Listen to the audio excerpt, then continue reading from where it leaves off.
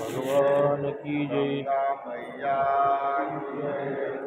श्रीमद देवी भागवत पुराण राधे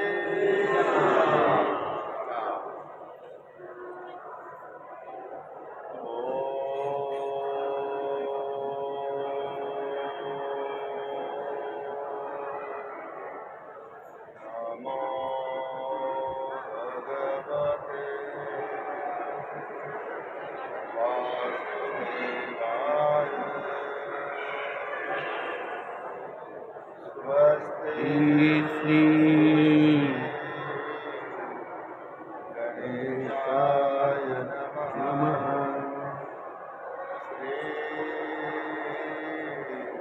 सरस्वती नमः।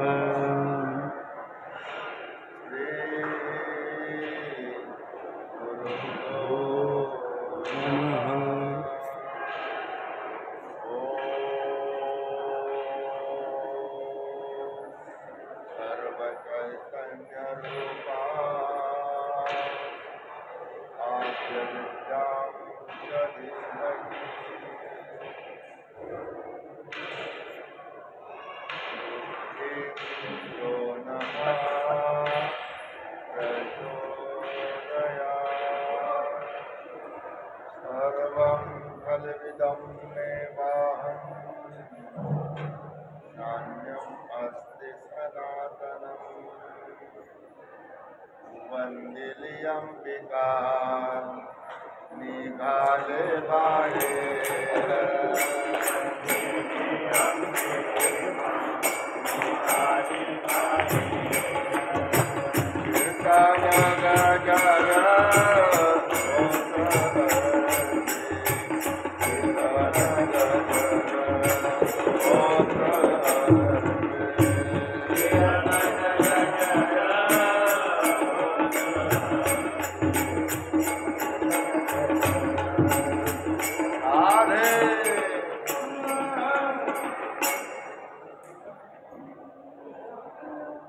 अंबिका निघाली बाहेर कीर्तन गजर होता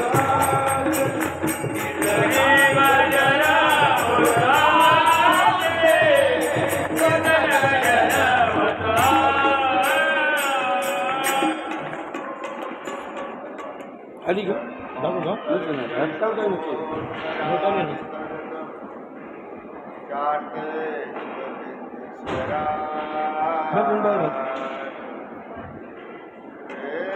ब्रह्महृदाय आदिकवये मुह्यन्ति यत्सूरयः तेजो वारिमृदां यथा विनिमयो यत्र त्रिसर्गो मृषा धामान् स्वेन सदा निरस्तकुहकम् सत्यं परं धीमहि सत्यं परं धीमहि माझे पंढरीचे आई माझे पंढरीचे आई माझे पंढरीचे आई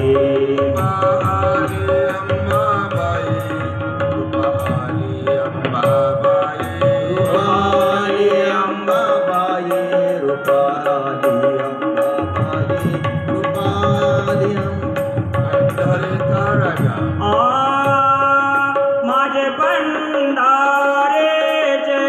आये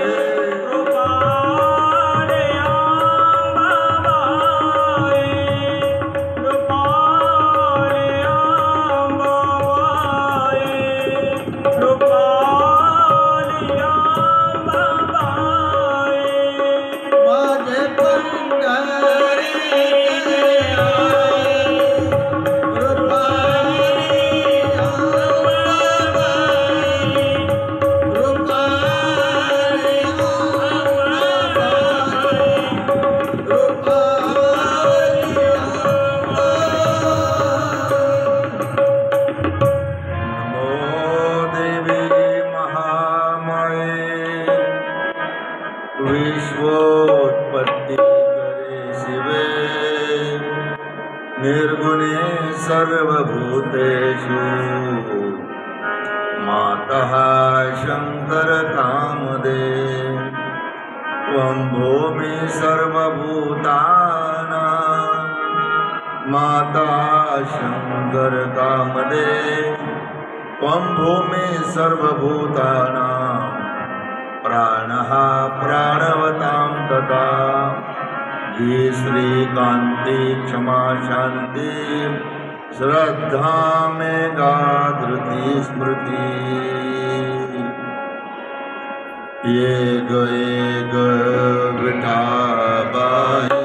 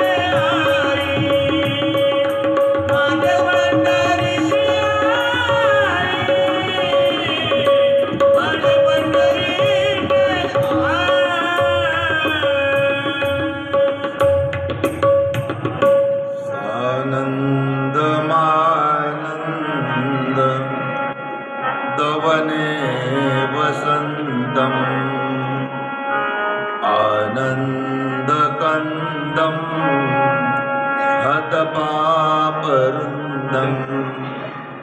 वाराणसीनाथ मनातनाथं श्रीविश्वनाथं शरणं प्रपद्ये। ॐ नमः पार्वते पतये हर हर महादेव हर हर महादेव हर हर महादेव। सौराष्ट्रे सोमनाथं च श्रीशैले मल्लिकार्जुनम् उज्जयिनां महाकालम् ओंकारे परमेश्वरम् केदारं हिमवतपृष्ठे रातिनां भीमशङ्करं वाराणस्यां च विश्वेश्वं त्र्यम्बकं कौमुदी ददे वैद्यनाथं जगता भूमो नागेशं दारुकावने सेतुबन्धं च रामेश्वरम् कृष्णेशं च शिवालये शिवभोळाय चक्रवर्ती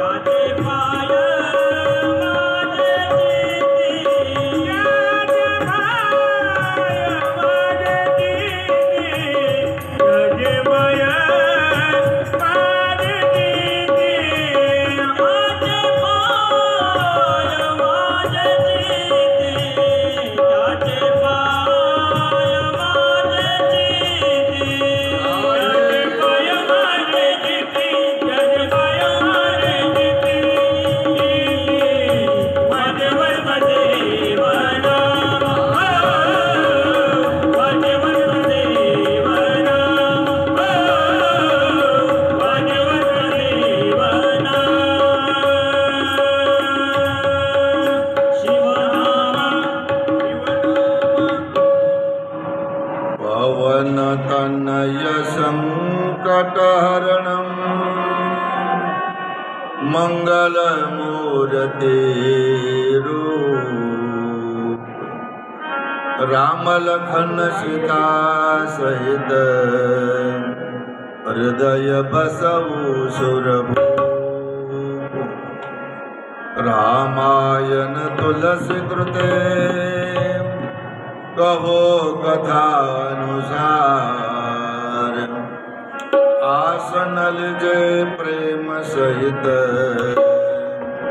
आइए पवन कुमार सियावर रामचंद्र की जय उमापति महादेव की जय पवन सुत हनुमान की जय बोलो रे भाई सब संतन की जय जय जय आइए हनुमत विराजे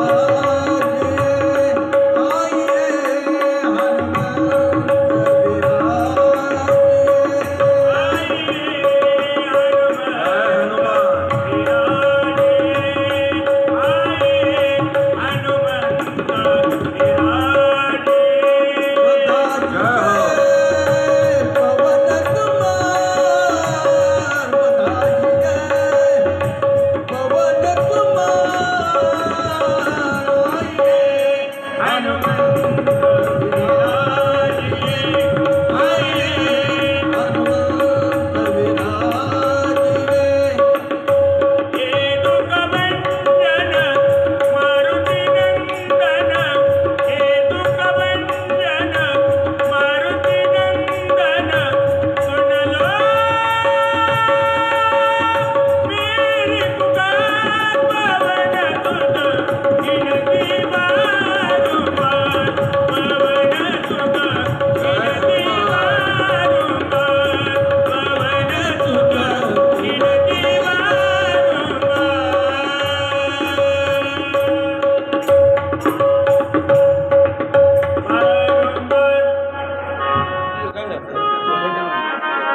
हनुमत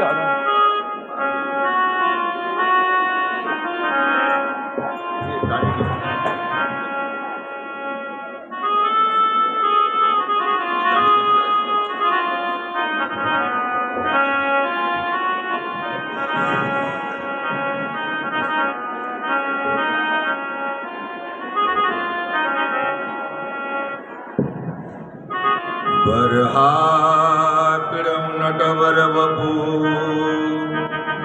कर्णयो कर्णिकारम् वेव्रवास कनककपिशं वैजयन्ते च माला रन्ध्राण वेणुरधर सुदया पूरयन् गोपरुन्दे वृन्दारण्यं स्वपदरमणं प्राविशत गीतकीर्तिः जय जय राधारमण जय जय नवल किशोर जय जय गोपी चित्त चोर प्रभु जय जय माखन चोर गोपाल कृष्ण भगवान की जय वैष्णवी माता की जय राधे श्याम जगदंबा मातेची अर्थात महाकाली मातेची अर्थात सरस्वती मातेची वाङ्मय मूर्ती म्हणजेच श्रीमद भागवत कथा श्रीमद देवी भागवत कथा प्रत्येकाच्या मनातली इच्छा पूर्ण करणारा कल्पतरू म्हणजे श्रीमद देवी भागवत कथा आहे. अतृप्त आत्म्याला ही तृप्ती आणि पितृदोषातून मुक्त करणारी कथा म्हणजेच श्रीमद देवी भागवत कथा. भागवत देवी भागवत भगवान मिलन मिलाने का साधन है। संत का आश्रय करने वाला अगर संत होता है तो देवी भागवत का आश्रय करने वाला भगवान होता है, भगवान होता है। देवी भागवत व्रत रुद्रासुराचा वध करण्याकरता इंद्रानं या देवीची उपासना केली। त्रिपुरसुराचा वध करण्याकरता भगवान शंकरानं ह्याच देवीची पूजा केली। भगवान विष्णूने मधु आणि कैटभ नावाच्या राक्षसांना मारण्याकरता ह्याच देवीची उपासना केली। या विश्व जगताचं उपादान कारण आणि निमित्त कारण ती हीच देवी आहे। ब्रह्मा विष्णू महेश यांची जननी हीच देवी आहे।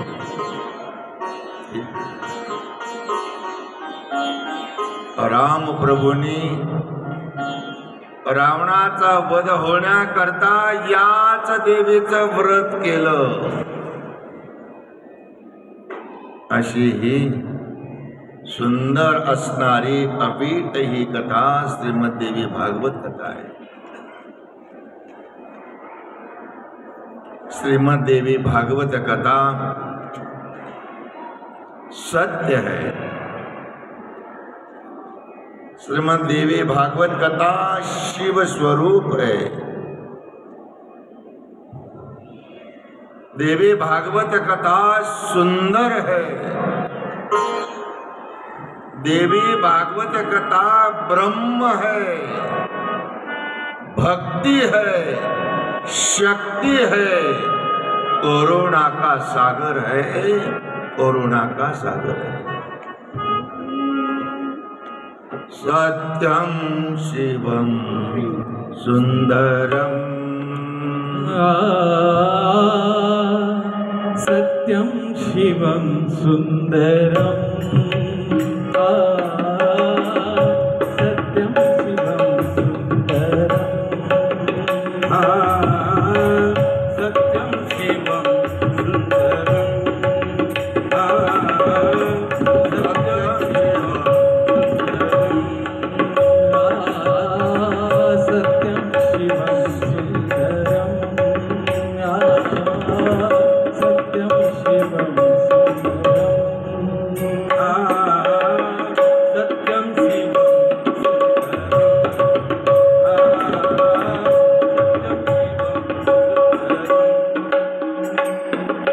सत्य ही शिव है, शिव ही सुंदर है, शिव ही सुंदर है। सत्यम शिवम सुंदरम, देवी कथा सुंदर है, सत्य है शिव, सत्यम शिवम सुंदरम। राम कृष्ण हरे राम, आदि मजा के गाओ। राम कृष्ण हरि जय राम कृष्ण हरे, राम कृष्ण हरि, राम कृष्ण हरि, राम कृष्ण हरि जय राम कृष्ण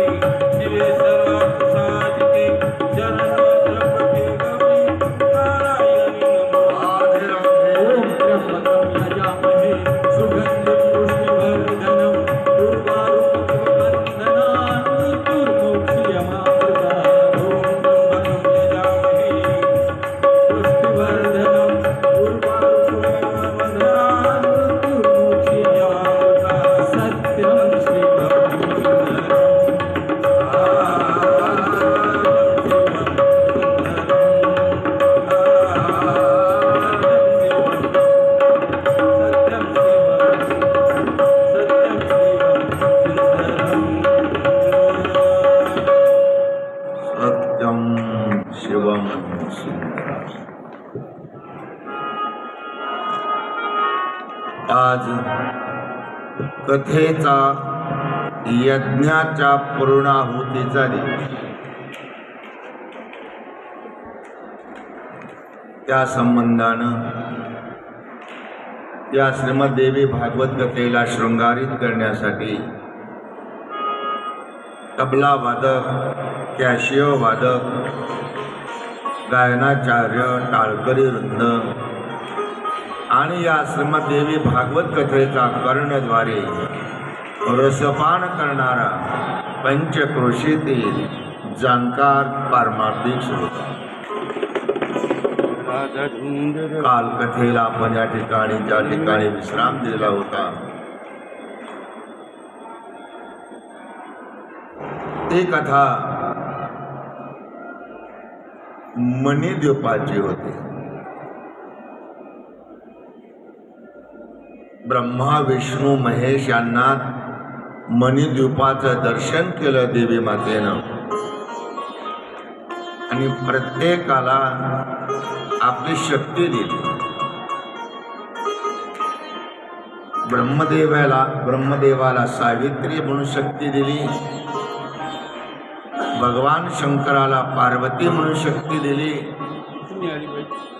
आणि भगवान विष्णूला लक्ष्मी माशी आणि असणारे तिन्ही देव आपल्या पूर्वस्थानावर आल्यानंतर ब्रह्मदेवानं विश्वसृष्टी निर्माण करण्याला सुरुवात केली आणि विश्वसृष्टी निर्माण झाल्यानंतर भगवान विष्णूंना ध्यान स्मरण झालं की ज्या देवीनं आपल्याला स्त्रीरूप प्राप्त करून दिलं होतं त्या देवीचा भगवान विष्णूंनी यज्ञ केला। त्या ठिकाणी महादेवी प्रगट झाली आणि भगवान विष्णूला आशीर्वाद दिला। इथपर्यंत कथा काल आलेली असो। याच तृतीय स्कंदामध्ये रामप्रभूंनी सुद्धा या देवीचं व्रत केलं रावणाचा वध होण्याकरता। त्यावेळेला जन्मेजय राजा म्हणतोय की राजा, गुरुजी मला थोडीशी ती रामायणातली मग कथा सांगा ना, ते कोणतं व्रत केलं, कशा प्रकारे केलं, कुठं केलं। मग त्यावेळेला व्यासजी सांगू लागले, म्हणाले हे राजा, अयोध्येमध्ये दशरथ राजे त्यांना 3 बायका, सार्वभौम राजा आहे। अतिशय शॉर्ट मध्ये सांगणार, आपल्याला श्रीलंकेला ही कथा ऐकायची आहे, ऐकायची आहे ना? कोण कोण येणार आहे? वा वा, इथंच झाले पूर्ण स्टॉप। वा वा, आता इथं डिटेल सांगत नाही, तिथं सांगायला शिल्लक राहिलं पाहिजे।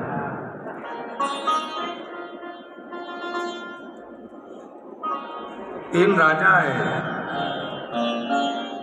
सार्वभौम राजा आहे, संपत्ती आहे, सर्व काही अनुकूलता आहे, पण एक न्यूनता आहे, ती म्हणजे पोटी पुत्र संतती आहे। मग एक दिवस दशरथ राजे वशिष्ठ ऋषीकडे जातात आणि सांगतात की गुरुजी, मी सार्वभौम राजा आहे पण पुत्र संतती। अरे राजा, का काळजी करतोस? तुझ्या पोटी 4 पुत्र संतती होणार आहे। एक लक्षात घ्या, प्रारब्ध बदलण्याची ताकद एक संतामध्ये आहे आणि एक देवामध्ये आहे। प्रारब्ध बदलण्याची ताकद तशी कोणामध्येही नाही। संत आणि देव यांच्यामध्ये ती ताकद आहे प्रारब्ध बदलण्याची। ज्या सुदाम देवाच्या नशिबामध्ये भीकच मागावी श्रीक्षय लिहिलेलं होतं कपाळावर सुदाम देवाच्या.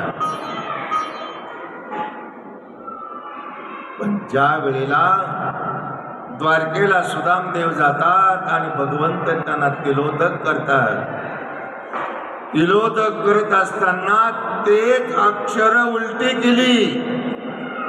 श्री क्षय होत त्याची उलटी अक्षरे केले यक्ष श्री. जेव्हा ही अक्षर उलटे झाले इकडे सुदाम पुरी सोन्याची ताकद प्रारब्ध बदलण्याची देवामध्ये आहे आणि संतांमध्ये आहे. ज्या स्त्रीला प्रारब्ध स्त्रीत्व भोगण्याचं होतं त्या स्त्रीचा पुरुष उभा केला आमच्या ज्ञानोबाराया. स्त्रीचा तो एका निमिष मात्रे देह पालटला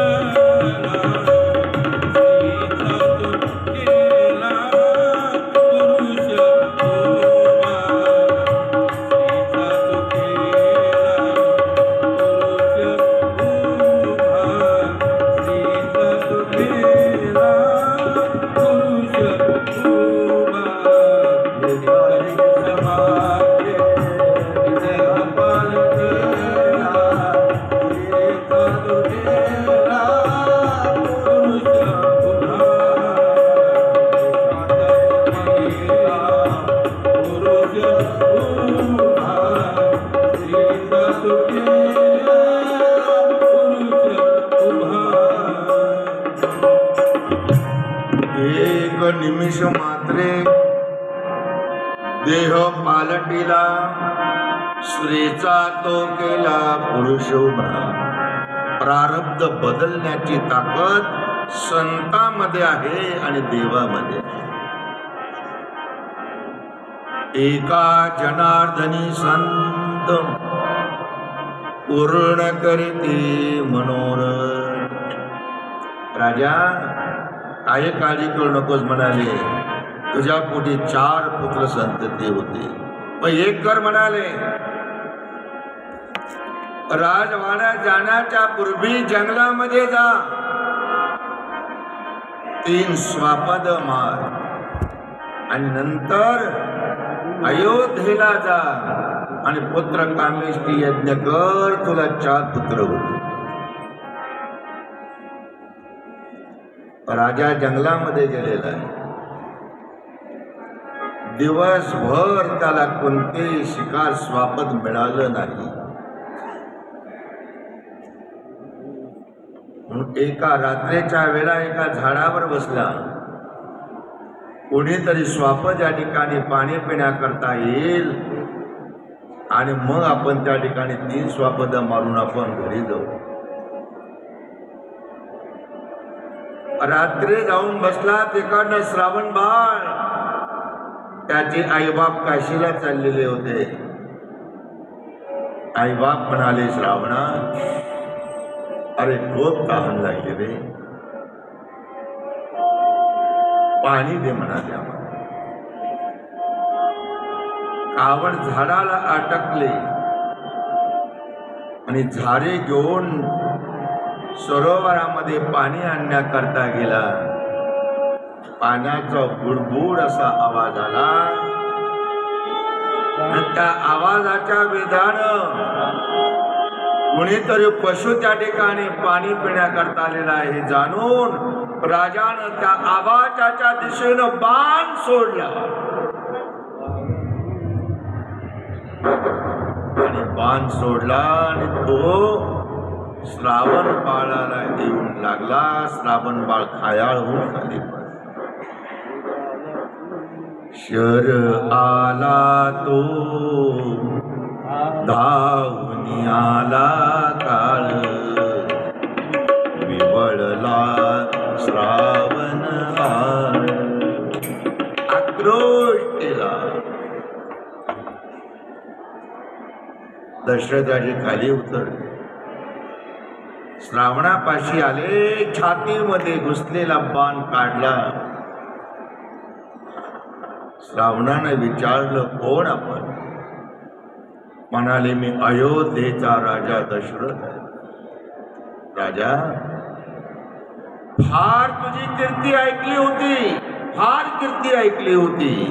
असं म्हणतात, इंद्राला ज्या वेळेला लढाई राक्षस युद्ध जेव्हा व्हायचं तेव्हा दशरथ राजाला इंद्र पाचारण करायचं. फार मोठा पराक्रम गाजवला राजा. एका म्हाताऱ्याची काठी राहून घेतलीस. एक दरेकर म्हणाले, एवढं पाणी नेऊन तरी दे माझ्या बापाला, मी प्राण सोडतो. राजा पाणी घेऊन जातो, आवाज येत नाही. पावलाचा आवाज आला आणि बाळ आलास का? राजा काहीच बोलला नाही. अरे मुला, तू का बोलत नाहीस? आमच्यावर रागावलास काय? तेव्हा दशरथ राजे म्हणतात, तुमचा मुलगा माझ्या हातून मृत्यू पावला, हे पाणी घ्या. राजा, फेक तिकडं ते पाणी, तुझं पाणी नको आम्हाला. जसा माझा मुलगा गेला त्याच्या पाठोपाठ आम्ही जातो. पण राजा, एक ध्यान कर, तू सुद्धा अंतकाळाच्या वेळेला पुत्र शोकानं मरशील, तुला शाप देतो. त्यावेळेला दशरथ राजांना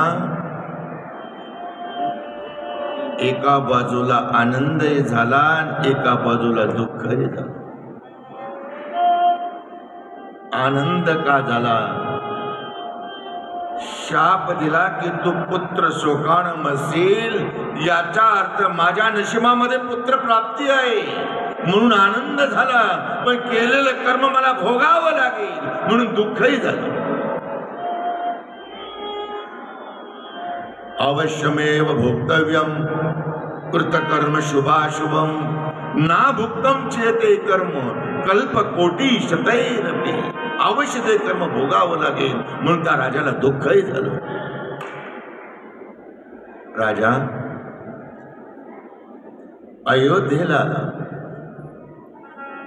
अयोध्येला आल्यानंतर त्या ठिकाणी पुत्र कामेष्टी यज्ञ करायचं ठरवलं. पण त्यावेळेला पुत्र कामेष्टी करणारा एकच ऋषी होता, तो म्हणजे शृंगी.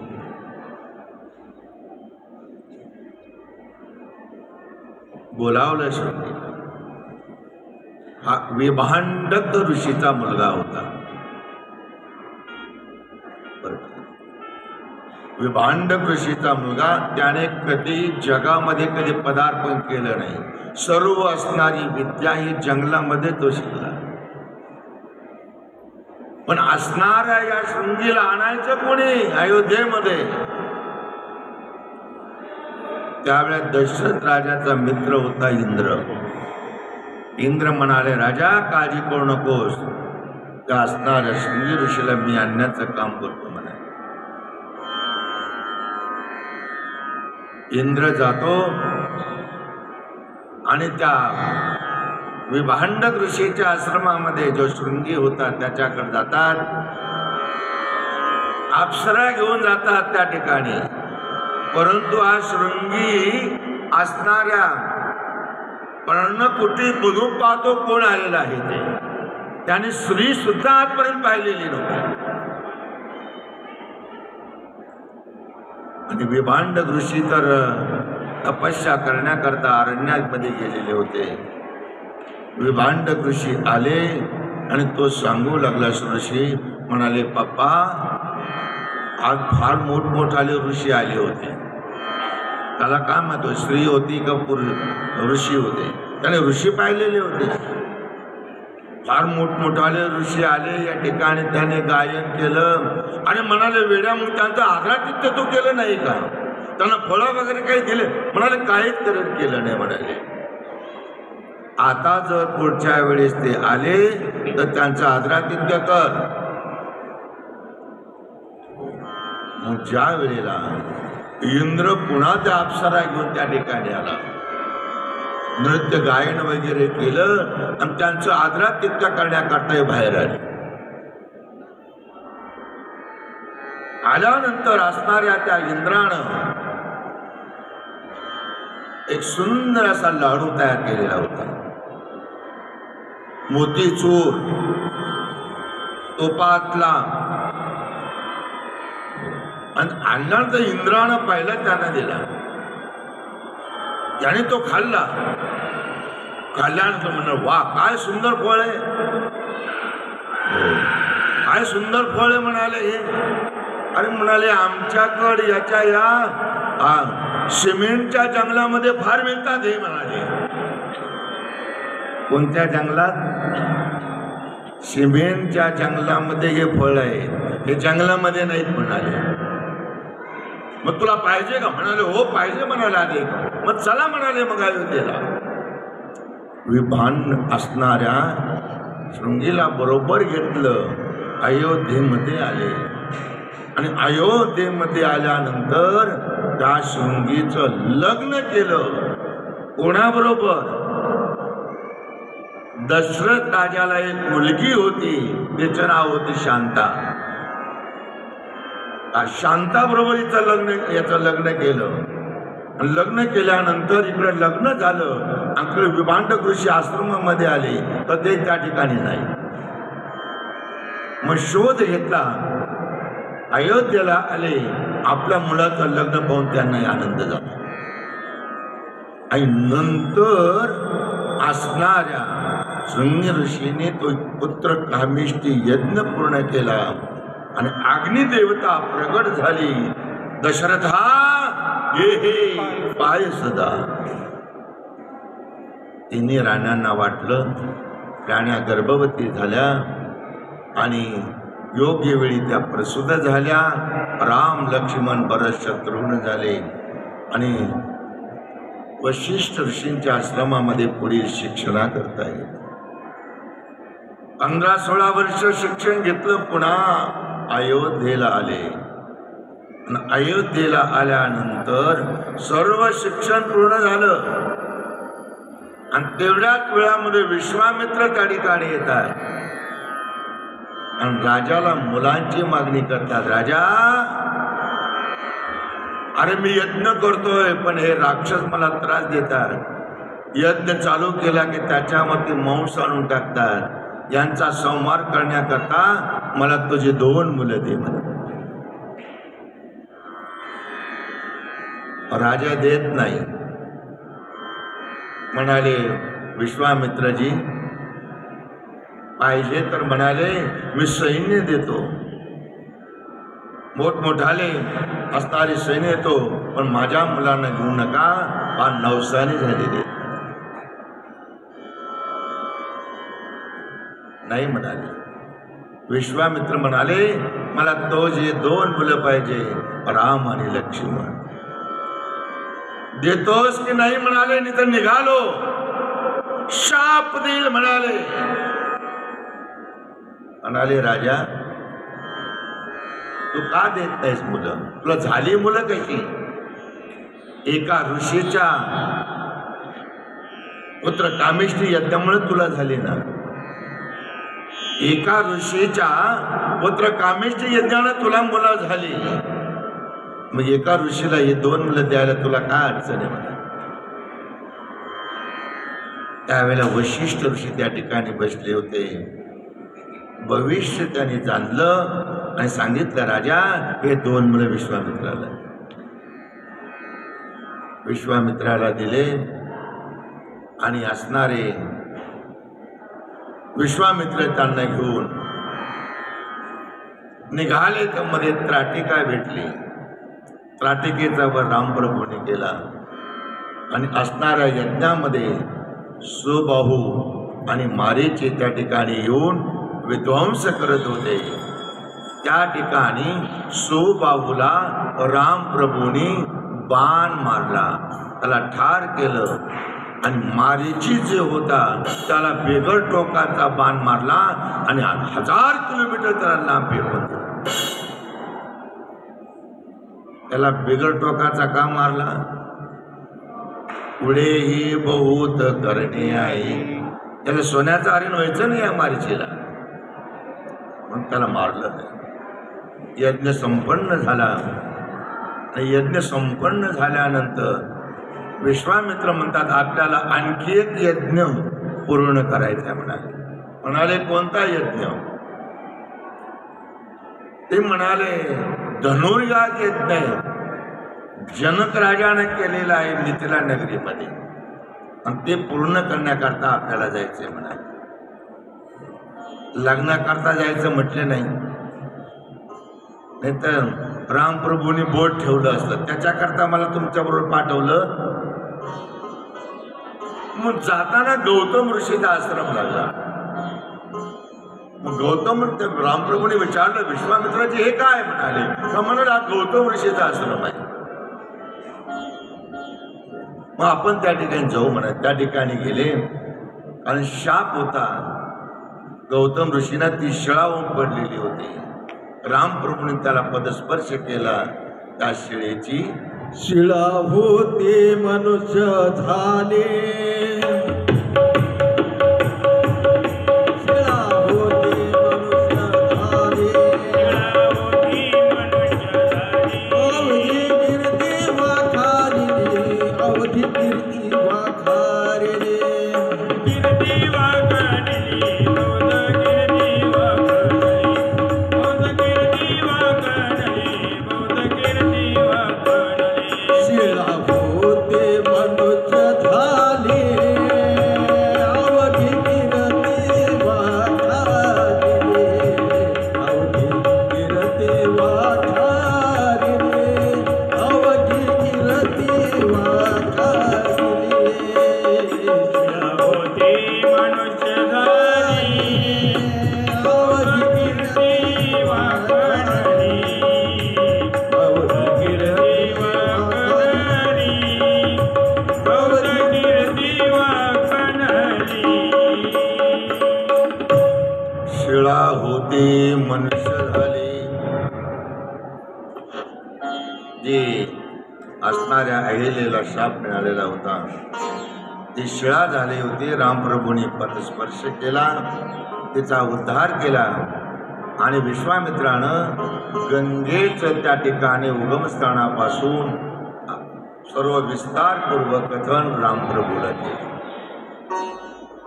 नंतर जनक नगरीकडे निघाले. जनकपुरीला आले.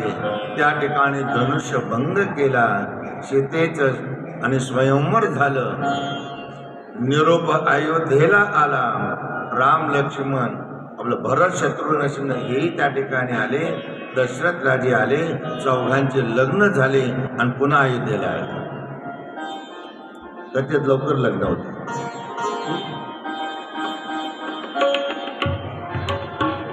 आणि आल्यानंतर रामप्रभूचा राज्याभिषेक करायचा ठरलं. त्यावेळेस कैकेयीने 2 वर मागितले. एका वरानं रामप्रभूला वनवास आणि एका वरानं भरताला काढले. रामप्रभूंनी स्वीकारला.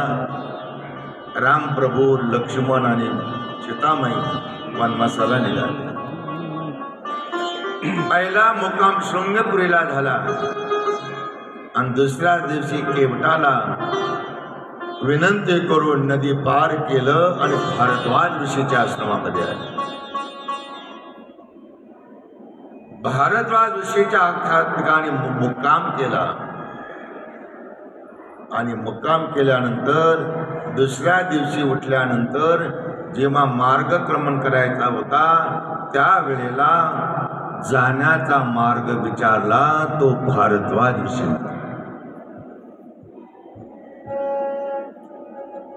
3 संतांना 3 प्रश्न केले. जाण्याचा मार्ग भारद्वाज ऋषींना विचारला. राहण्याचं ठिकाण वशिष्ठ ऋषीला विचारलं आणि राक्षस मारण्याचे मंत्र अगस्त्य ऋषीला विचारले. आणि चौथं कोणाबरोबर मैत्री करावी हे शबरीला विचारलं. शबरीनं सांगितलं की प्रभू, तुम्ही जर मैत्री करायची असेल वाली बरोबर नका करू, सुग्रीवा बरोबर करा. ऋषमुख पर्वतावर आलेले आहे सर्व वानर, त्यांना भेटले आणि वानर भेटल्यानंतर त्या ठिकाणी वाली आणि सुग्रीवाचं युद्ध झालं. त्यामध्ये रामप्रभूंनी झाडाच्या आड लपून वालीला बाण मारला. वाली गतप्राण झाला. रामप्रभूच्या हातून घडलेलं कर्म कृष्ण अवतारामध्ये भगवंताला ते फेडावं लागलं. टेट फॉर टॅट, जशास तसं, जैसा कर्म करेगा वैसा फल देगा भगवान. मग त्यावेळेला सुग्रीवाला राज्य दिलं किष्किंधाचं. त्यावेळेला पावसाळा लागला. 4 महिने पावसाळ्याचे होते. सर्व असणाऱ्या लंकेवर जाऊन शोध घेण्याचा ती वेळ नव्हती, म्हणून 4 महिने ऋषमुख पर्वतावर थांबले. त्यावेळेला नवरात्र व्रत आलं आणि रामप्रभूंनी त्यावेळेला त्या असणाऱ्या पर्वतावर देवी मातेचं व्रत केलं. एक दिवसचा प्रश्न असा आहे की लक्ष्मण आणि रामप्रभू बसलेले असताना अचानक रामप्रभू रडायला लागले. लक्ष्मण म्हणतो, प्रभू आपण का रडताय? तब्येत ठीक नहीं है क्या? नहीं. वो तो बात नहीं लक्ष्मण. मग झालं काय भैया? म्हणाले, मला एवढं ऐश्वर्य प्राप्त झालेलं होतं, इंद्राला लाजवेल असं अयोध्येची गादी होती, पण त्याचा मला त्याग करावा लागला. वनवासामध्ये यावं लागलं. वनवासामध्ये आलो, पण माझे जानकी सुद्धा चोरून नेले रावणानं. तिकडं अयोध्येमध्ये जर पाहिलं तर आपल्या वडिलांचा मृत्यू झाला. आणखीन हे प्रारब्ध मला किती त्रास देणार आहे, किती त्रास देणार आहे मला हे प्रारब्ध. हे प्रारब्ध कोणाला देवाला चुकलं नाही तर तुमचं आमचं काय.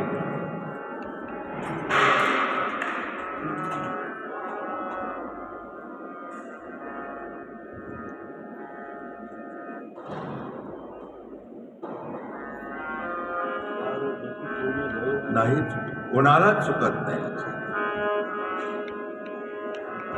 तो जन्मेजय राजा होता. एक दिवस वशिष्ठ ऋषींना त्यांनी विचारलं, म्हणाले, प्रभू प्रारब्ध आपल्याला संपुष्टामध्ये आणता येणार नाही का? ते म्हणाले, नाही राजा, तुझ्या प्रारब्धामध्ये पुढं काय काय होणार आहे मी तुला सांगतो, तो बदलू शकत नाही. आम्हाला तर आमच्या प्रारब्धामध्ये काय होईल हे काहीच माहित नाही, पण तुला सांगतो हे राजा, जन्मेजय राजा, तुला मी सांगतो की राजा, तू घोडा घेऊ नकोस, पण तू घोडा घेतल्याशिवाय राहणार नाही. बरं, घोडा घेतला ना म्हणाले, निदान तू दक्षिण दिशेला तरी जाऊ नकोस, पण तू गेल्याशिवाय राहणार. तुझ्या भविष्यामध्ये तुझं प्रारब्ध सगळं सांगतो तुला मी.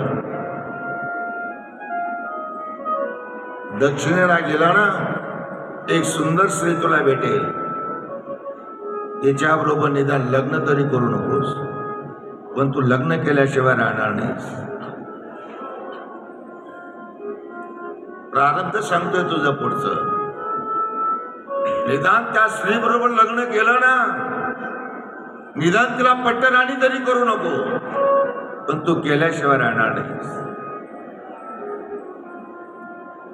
बरं, पट्टराणी केलं ना, निदान तिच्या हातून यज्ञ तरी करू नकोस, पण तू यज्ञ केल्याशिवाय राहणार नाही. बरं, निदान यज्ञ करशील तिच्या हातानं, त्यावेळेला तरुण ब्राह्मण लावू नकोस पुरोहिताला, वयोवृद्ध लाव. पण तुला वयोवृद्ध मिळणार नाही, तो तरुण मुलं त्या ठिकाणी लाव. आणि त्यावेळेला तू क्रोधायमान होशील त्यावेळेला. त्यावेळेला भांडे जे समोर आहे पूजेचे ते गर्गत चक्र होती, आणि असणारे 18 ब्राह्मण त्या ठिकाणी मृत्यू पावले. त्यांचा मुंडके छातले जाते, आणि तुझ्या 18 ब्राह्मण मेल्यानंतर तुझ्या अंगावर 18 कोड फुटतील. पण ते 18 कोड जाण्याकरताही तुला उपाय सांगतो. तो महाभारत नावाचा जो ग्रंथ आहे ते 18 पर्व आहे. ते 18 पर्व तू वाच, आणि ते वाचले की एक पर्व झाला की एक कोड निघून जाईल. 18 पर्व वाचले की 18ची 18 कोड निघून जाते.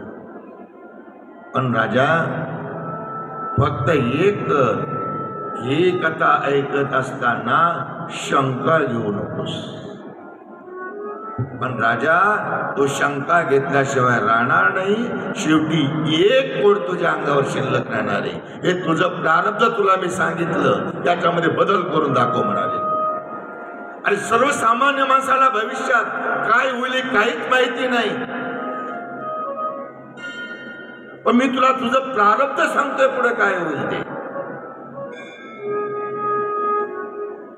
तू ऐकणार नाही. राजा घोडा घेतो, दक्षिणला जातो, स्त्री भेटते, पट्टराणी करतो, त्याच्या हातानं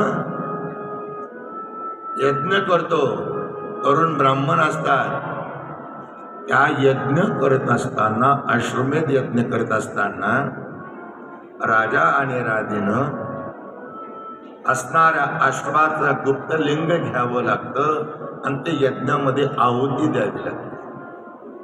ते आहुती देत असताना हसणारे हे 18 ब्राह्मण होते, हसले, आणि हसल्यामुळं काय झालं, क्रोध आला राजाला. क्रोध आल्यामुळे तो रागवला. त्या भांड्याचे चक्र झाले, 18 ब्राह्मणाचे मुंडके गेले, कोड 18 कोड राहिले. आणि शेवटी ते जाण्याकरता महाभारत वाचलं, पण शेवटचा 17 कोड गेले. आणि शेवटचा पर्व वाचायचा राहिला होता, त्याच्यामध्ये असा विषय आला होता की पूर्वी भीमानं हत्तीच्या शेपटाला धरून असं घर घर घर फिरवलं, ते आकाशामध्ये जे उडाले ते हत्यापर्यंत आकाशामध्ये फिरत आहेत. जन्मेजय राजा म्हणतो, असं कुठं असतं काय? शंका घेतली. एवढी शंका घेतली, आणि शंका घेतल्यामुळं तो त्याच्या अंगावर एक कोट शिल्लक राहिला. बरं का, त्यावेळेला म्हणाले कसं शक्य आहे? त्यावेळेला वशिष्ठ मुनींनी वाताकर्षण केलं, आणि आकाशातून त्याच्या देखत वरून खाली हत्ती पडले. तो म्हणून, अरे बापरे, मी उगीच शंका घेतली. आपल्या पुढच्या भविष्यामध्ये प्रारब्धामध्ये काहीच माहीत नाही. रामप्रभूला सांगते लक्ष्मणा,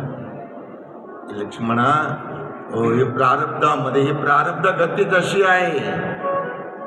विचित्र हास, विचित्र हास प्रारब्धाचा खेळ, विचित्र हास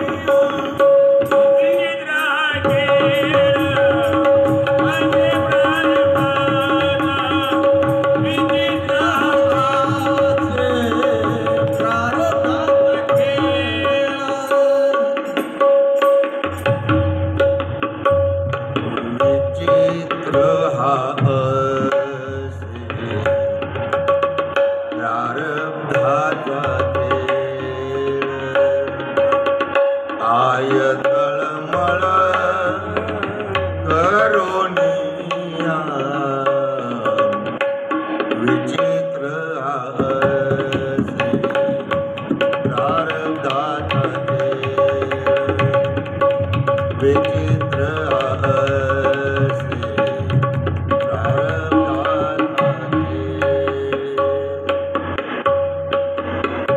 विचित्र हा असे प्रारब्धाचा. लक्ष्मण सांगतो प्रभू हा प्रारब्धाचा खेळ फार विचित्र आहे.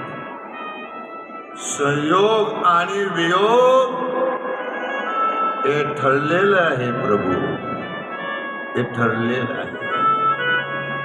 ज्याच्या जीवनामध्ये संयोग होतो एक दिवस त्याचाही वियोग होतो. त्यावेळेला रामप्रभूच्या डोळ्यातून जेव्हा अश्रू आल्यानंतर त्यावेळी प्रत्यक्ष नारदजी त्या ठिकाणी येतात आणि नारदजी भगवंताला समजवतात, प्रभू तुम्ही सुद्धा सर्वसामान्य माणसासारखं रडताय. ही प्रारब्ध गती आहे. पूर्वजन्मातलं कर्म आपल्याला सोडत नाही. आणि रावणाचा वध करण्याकरताच तुमचा अवतार आहे. म्हणाले प्रभू पूर्वजन्मामध्ये मुनी कन्या होती आणि ती मुनी कन्या गंधमादन पर्वतावर तपश्चर्या करत होती. सुंदर होती आणि ती देवीची उपासना करत होती. तिने अशी इच्छा प्रकट केली. देवी प्रसन्न झाली आणि देवीला विनंती केली. बोल म्हणाले, तुम्ही प्रसन्न झाले, तुला काय पाहिजे? तिनं सांगितलं, पुढच्या जन्मामध्ये मला भगवान विष्णू पती हवे आहे. तथास्तु म्हणे देवी. म्हणाले ठीक आहे, तुझ्या मनातली इच्छा पूर्ण होईल. आणि देवी निघून गेल्यानंतर तिनं त्याच ठिकाणी तपश्चर्या केली, महान तपश्चर्या केली. आणि एक दिवस रावण त्या ठिकाणी परत आला. त्याने त्या सुंदर मुलीला पाहिलं आणि सुंदर मुलीला पाहिल्यानंतर त्याला वाटलं की आपल्याला ही पत्नी प्राप्त व्हावी. म्हणून जाऊन त्या ठिकाणी त्यानं असणाऱ्या त्या मुलीला सांगितलं, हे मुली तू माझ्याबरोबर लग्न कर म्हणाली. ती काहीच बोलली नाही म्हणून जाऊन डायरेक्ट हात धरला. त्यावेळेला त्या मुलीनं शाप दिला रावणाला, परपुरुषाचा स्पर्श मला प्रथम झालेला आहे. या देहाला मी अग्नी लावून भस्म करीन, पण तुला शाप देते रावणा, पुढच्या जन्मामध्ये मी अयोनी संभव या ठिकाणी प्रगट होईल आणि तुझ्या कुळाचा नाश.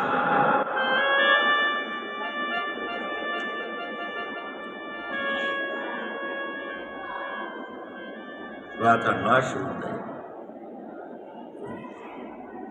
नारदजी सांगतात, तीच वेदवती पुढे सीता जन्माला आली आणि त्या सीतेचं हरण त्या रावणानं केलं, कारण त्याच्या कुळाचा नाश व्हायचा म्हणून नाश व्हायचा. म्हणून त्या ठिकाणी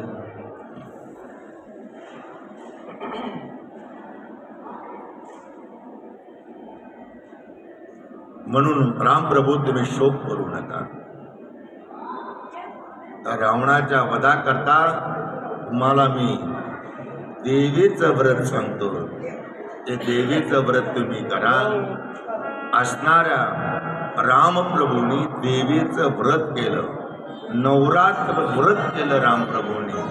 आणि व्रत झाल्यानंतर अष्टमीच्या दिवशी प्रत्यक्ष भवानी प्रगट झाली. वैदिक मंडळ आनंद निर्गुण प्रगटली भवानी.